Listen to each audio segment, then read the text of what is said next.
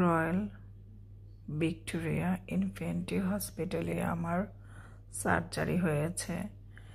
এখন বলি আমার কি প্রবলেম ছিল।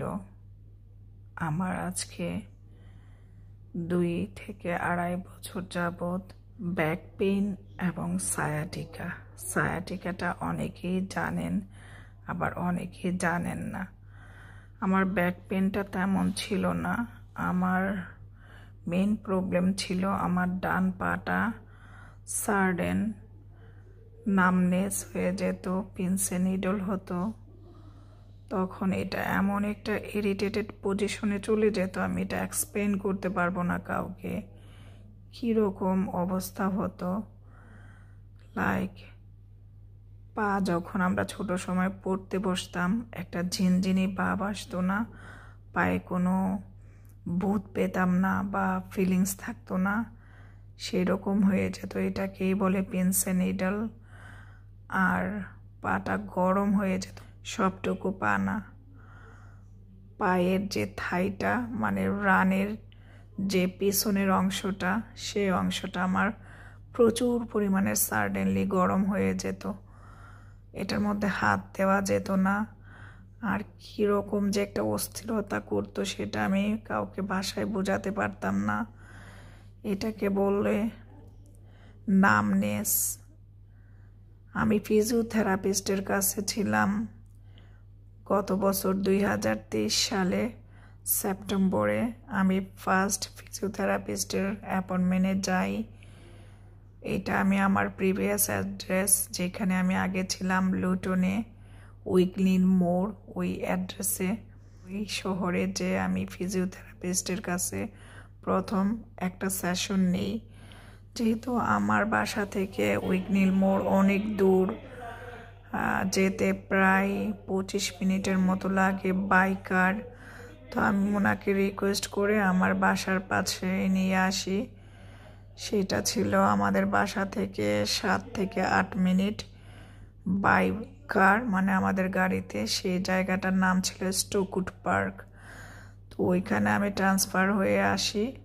আসার পরে 1-1.5 মাস পর পরে আমার সেশন থাকতো ফিজিওথেরাপিস্টের কাছে। ইংল্যান্ডে কি জানি না, বাংলাদেশে ফিজিওথেরাপিস্ট কী করে, যেহেতু আমি অনেক বছর যাবৎ বাংলাদেশের বাইরে। ইংল্যান্ডে ওরা ফিজিওথেরাপিস্ট নিজে ফিজিও আপনাকে করিয়ে দিবে না, উনি জাস্ট প্রথম সেশনে একটু দেখিয়ে দেয়। পরের সেশনগুলোতে উনি আপনাকে আপনার ইমেলে যেই ফিজিওগুলো আপনার জন্য এক্সারসাইজগুলো থাকে সেগুলা উনি আপনাকে একটু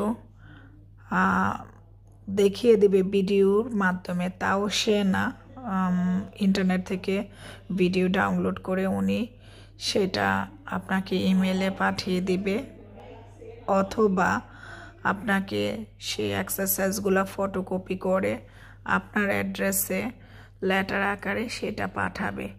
তো আমাকে ওনারা ইমেলও করতো, তারপরে আবার লেটার আকারে ছবিগুলাও পাঠাতো কিভাবে করবেন। আমি কিছুদিন করি এক্সারসাইজগুলো, মানে ফিজিওগুলা, পরে আর আমি এগুলা কন্টিনিউ করি না, বিকজ এটা অনেক পেইনফুল ছিল। আমার কাছে করতে ভাল লাগতো না, এটা একটা ভুল ছিল। তারপরে কিন্তু আমি প্রায় ম্যাক্সিমাম সময় আমি এটা করতাম, বাট কন্টিনিউ না। তো ওনার কাছে আমি 8-9 মাস এরকম ছিলাম। ওইগুলো নিয়েও আমার প্রিভিয়াস যে ভিডিও আছে সেখানে দেখতে পারবেন।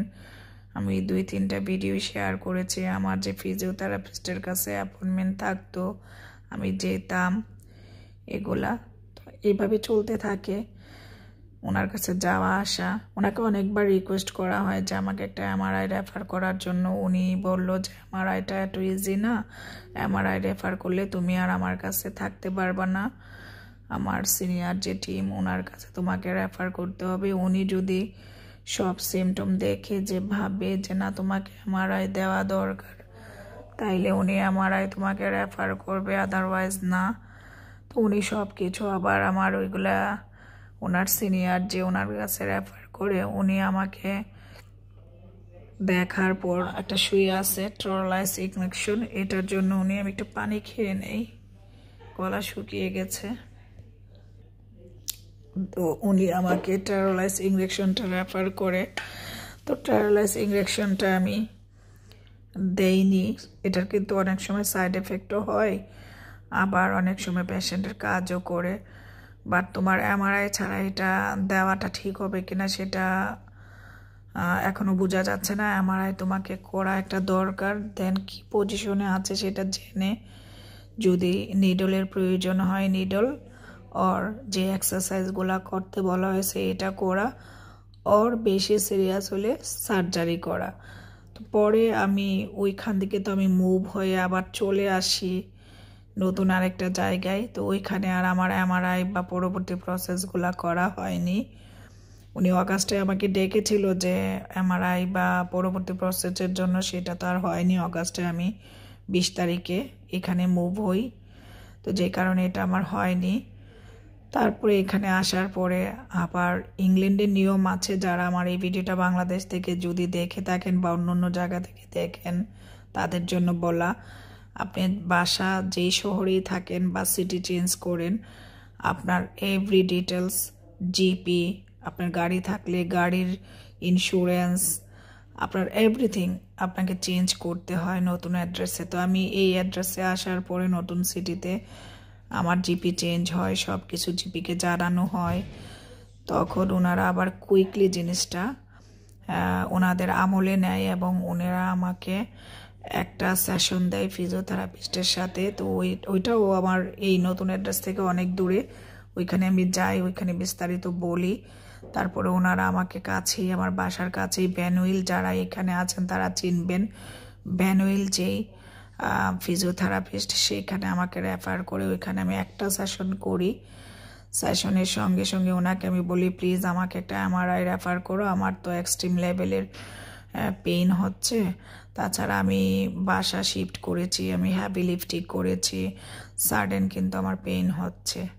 এটা আমার পায়ে তখন ছিল না, ডান পায়েরটা কমে গেল, আমার ব্যাকে আসে, কোমরে আসে। এর আগে কিন্তু আমার কোমরে পেন ছিল না, শুধু ডান পাটাই নামনেস হয়ে যেত আর পিনসে নিডল হতো। তো ওনারা আমাকে ইমার্জেন্সি এমআরআই রেফার করে, তাও 2 মাস লেগে যায়। তো আমার এমআরআইটা নভেম্বরের 11 তারিখে এমআরআইটা করানো হয়। তো এমআরআই রিপোর্টটা ওরা দিতে দিতে দেরি করে ফেলে, আমার সাথে কন্ট্রাক্ট করতে করতে। ইন বিটুইন আমার 3 ডিসেম্বরে খুব পেইন হয়। তখন আমি ডিসেম্বরের 22 তারিখে অ্যাক্সিডেন্ট অ্যান্ড ইমার্জেন্সিতে আকসার এবং আমি আসি। এখানে আমি 4 ঘন্টা 5 ঘন্টা ওয়েটিং লিস্টে থাকার পর 6 ঘন্টার মাথায় একজন জিপি স্পেশালিস্ট আমাকে দেখে উনি আমাকে কিছু পেইন কিলার দেয় 3 দিনের জন্য। 3 দিনের মধ্যে যদি এটা না কমে, দেন আমি আমার জিপির সাথে ওর ফিজিওথেরাপিস্টের সাথে যেন কন্ট্যাক্ট করি। এরই মধ্যে আমি ফিজিওথেরাপিস্টের লেটার পাই বাসায়, যে উনি আমাকে 2025-এর জানুয়ারির 8 তারিখে দুপুর 3টায় ডেকেছেন। ওর সাথে আমার একটা কনভারসেশন আছে আমার এমআরআই রিপোর্ট নিয়ে। এর আগেই তো আমার পেইন, পরদিন আমার ছেলে আসে, ওর ইউনিভার্সিটি বন্ধ হয়, হলিডেতে আসে। এটা থাকে 2024 সালের ডিসেম্বর। ওই রাতে এক্সট্রিম পেইন, অ্যাম্বুলেন্স কল করে আমি হসপিটালে আসি। হসপিটালের অ্যাম্বুলেন্সের ওরা আমাকে অনেক ট্রিটমেন্ট করে, অনেক কিছু করা হয়, সেখানেও আমার কোনো ইমপ্রুভ হয় না। এক্সট্রিম লেভেলের পেইন, আমার শরীর ঠান্ডা হয়ে যাচ্ছিল। ডান পা থেকে সাডেনলি বাম পায়ে চলে আসে, কিন্তু এক্সট্রিম পেইন, আমি দাঁড়াতে পারতাম না। এই পেইনটা কিছুদিন যাবতীয় 1 সপ্তাহ যাবত ছিল বাম পায়ে, বাট এটা এক্সট্রিম লেভেলে ওই রাতে বেড়ে যায়। 1 ঘন্টা অ্যাম্বুলেন্সের ওনারা আমাকে বাসায় বিভিন্নভাবে ট্রাই করে, কোনো কিছুতে কাজ হয় না, হসপিটালে নিয়ে আসে। এই হসপিটালে আনার পর ওই রাত ওরা আমাকে তেমন বেশি একটা গুরুত্ব দেয়নি। ওরা ফেলে রাখে আমাকে একটা ওয়ার্ডে, জাস্ট কিছু পেইন কিলার দেয়, কোনো কিছুতে আমার ইমপ্রুভ হয় না। ভোর 5টায় আমাকে একজন সার্জন দেখতে আসে। উনি এসে আমার বিস্তারিত শুনে, অ্যাম্বুলেন্সের যা যা রিপোর্ট ছিল সেগুলা তারা দিয়ে যায়, সেগুলা দেখে তখন উনি আমাদেরকে জানায় যে আমরা ওর যে পেন, ওর কাছ থেকে যে ডিটেলস শুনলাম, আমরা তার কোনো কিছু এখন জানি না। এমআরআইয়ের কথাও তাদেরকে বলা হয়। তারপরে ওনারা বলে যে আমরা এখন তাকে নিয়ে একটা বোর্ড বসাবো, বোর্ড বসানোর পরে তোমাকে বিস্তারিত জানাবো। ইন বিটুইন তোমাকে আমরা একটা ওয়ার্ডে শিফট করছি। সে ওয়ার্ডে শিফট করার আগে তারা কিছু আমার টেস্ট করে, ইউরিন টেস্ট করে, আরও অন্য অন্য টেস্ট করে। সেই সময় এত কিছু আমি বলতে পারি না, যেহেতু আমি অসহ্য পেইনের কারণে আমার সেন্স ছিল না, বাট আমি অজ্ঞান ছিলাম না। সরি, এখন নার্স আসছিল আমার কি অবস্থা জানার জন্য, একটু ভিডিওটা স্টপ ছিল। আচ্ছা, কোথায় যেন ছিলাম? তো আমার জ্ঞান ছিল বাট আমি পেইনের কারণে অত কিছু খেয়াল করিনি। যাই হোক, ওই দিন সকাল 10টায় ওনারা আমাকে ওয়ার্ডে দেয়। তারপরে যেই সিদ্ধান্ত তারা বোর্ড মিটিংয়ে নেয়, ওইখানে ওনারা আমাকে জানায় যে আমার যে এমআরআই রিপোর্টটা এটা ভেরি ব্যাড লাস্ট মান্থের তুলনায়, যেটা আমি নভেম্বরের 11 তারিখে করেছি। আর ওরা ইমার্জেন্সি আমাকে একটা এমআরআই রেফার করে। আমার এক্সট্রিম পেইনের কারণে আমার এটা ওই দিন সম্ভব হয়নি। আর ওরা বলল এটা ওদের কাজ না, ওরা আমাকে নিউরোসার্জন যারা তাদের কাছে রেফার করবে। তো ওই দিন বিকেলে আমার কাছে 24 তারিখ বিকেলে আমার ওয়ার্ডে একজন নিউরোসার্জন আসে। উনি আমার বিস্তারিত শুনে দেন উনি আমাকে বলে, এত এক্সট্রিম পেন মেডিসিনেও কাজ করছে না, তোমাকে আমরা পরে আবার একটা এমআরআই রেফার করব। কালকে সে এমআরআইটা করা হবে। তো এমআরআইটা আমার আবার 25শে ডিসেম্বর করে, ক্রিসমাস যেদিন সেদিন এমআরআই করে অনেক পেইন কিলার খাওয়ায় নিয়ে যাওয়া হয়। 2বার আমাকে এমআরআইয়ের সেকশন থেকে, ডিপার্টমেন্ট থেকে ফিরিয়ে আনা হয়, বিকজ আমার এক্সট্রিম পেইন মেডিসিনও কাজ করছিল না। দেন তারা আমাকে আরও স্ট্রং পেইন কিলার খাইয়ে নিয়ে 25 তারিখ মেবি ক্রিসমাসের দিন ওরা আমার এমআরআইটা করে আমাকে বলে, মানে কিছুটা হলেও যেন আমি 10 থেকে 15 মিনিটসের মতো ওদেরকে টাইম দেই, যত পেইনই থাকুক। আমি খুব কষ্ট করে সেদিন এমআরআইটা করি। এত স্ট্রং পেইন কিলারের পরেও আমার পেন যাচ্ছিল না, তো এমআরআইটা করা হয়। তো ওই দিনই 8টার দিকে নিউরোসার্জন আমাদের কাছে আসেন। আইসা আমাকে বলা হয়, আমার গার্জিয়ানকে বলা হয়, লাস্ট মান্থের এমআরআই আর আজকের এমআরআইয়ের মধ্যে অনেক তফাৎ, এটা অনেক বেশি সিরিয়াস হয়ে গিয়েছে।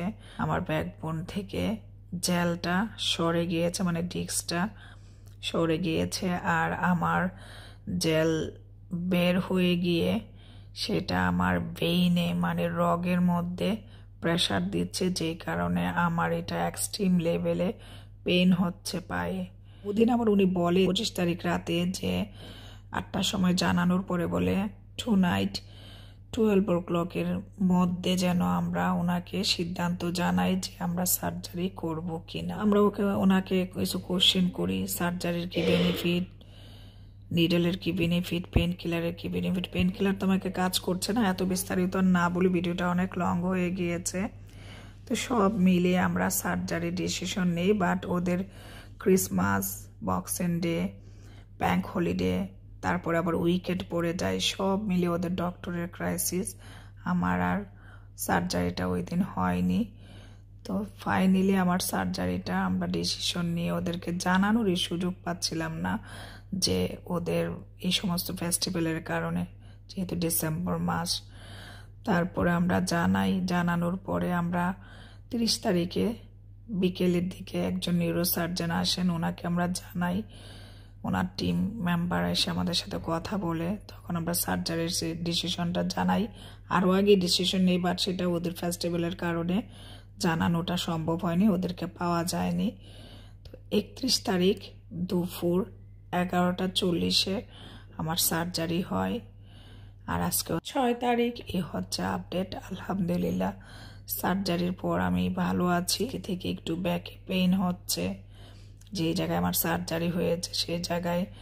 তো এই ছিল আমার বিস্তারিত, আমি আপনাদের সাথে শেয়ার করলাম। আমি এখন একটা ওয়ার্ডে আছি। এর মধ্যে কিন্তু আমাকে 3বার 3টা ওয়ার্ডে নিয়ে যাওয়া হয়। আমি প্রথম ছিলাম নর্মাল ওয়ার্ডে, তারপরে আমাকে নিয়ে যাওয়া হয় আরেকটা ওয়ার্ডে, সিরিয়াস পেশেন্ট যেখানে সেইখানে, তারপরে আমাকে নিয়ে যাওয়া হয় আরেকটা ওয়ার্ডে। আর আফটার সার্জারি আমাকে 31 তারিখ সার্জারি শেষ করে সকাল 11:40 সার্জারি শুরু হয়, আর সেই সার্জারি শেষ হয় বিকেল 4টায়। আমি 4:23 আমার একটু জ্ঞান ফেরার পরে ওরা আমাকে ফোনটা ধরিয়ে দেয় আমার ফ্যামিলি মেম্বারকে জানানোর জন্য আমার সার্জারি শেষ হয়েছে। এরপরে আর কিছু বলতে পারি না। এরপর থেকে নিউরো সার্জারির পরে যেসব পেশেন্টকে নিউরো সার্জারির এটা কেবিন, এখানে অন্য কোনো পেশেন্ট আমি একটু দেখাই, এখানে শুধু আমি, এটা আমার জন্য। এরা নাকি নিউরো সার্জারির অপারেশনের পরে একটা আলাদা রুমে প্রত্যেকটা পেশেন্টকে রাখে। এটা হচ্ছে আমার ওয়ার্ড না, এটা হচ্ছে আমার কেবিন। এখানে শুধু আমি আর কেউ নাই। ওইটা হচ্ছে আমার ওয়াশরুম। সব কিছু এখানে, আমার বেড আর আমি। আবার এখন নার্স আসবে ব্রেকফাস্ট নিয়ে। 8:45 বাজে, বাইরে কিন্তু এখনো ডার্ক, ব্লাইন্ড খুললে দেখা যাবে। আমি যেহেতু মুভমেন্ট করতে পারি না উইদাউট এনি হেল্প। এই ছিল আমার কাহিনী। ভিডিওটা অনেক লম্বা হয়ে গিয়েছে, তারপরও আমি ভিডিওটা আনকাট রেখে আমি ভিডিওটা পাবলিশ করব। এটা আমারও স্মৃতি হয়ে থাকবে। 2024 সাল শেষ হয়ে যাওয়ার দিন আমার সার্জারি ছিল। 25টা আমার নতুন জীবন। সবাই আমার জন্য দোয়া করবেন। আবারও নার্স আসছে। Thank you. Can you please put there water? It's empty. আসলো আমাকে পানি দেওয়ার জন্য। আচ্ছা, ঠিক আছে। তো সবাই আমার জন্য দোয়া করবেন। আর যারা এ নিয়ে জানেন না, সায়াটিকাকে অনেকেই জানেন না, তাদেরও একটু উপকার হলো। তো সবাই ভালো থাকবেন, আমার জন্য এবং আমার ফ্যামিলি মেম্বারের জন্য দোয়া করবেন। আল্লাহ হাফিজ। Thank you so much. তো আজকের মতো এখানেই বিদায় নিচ্ছি আমি, কানিজ আক্তার। আল্লাহ হাফিজ, বাই।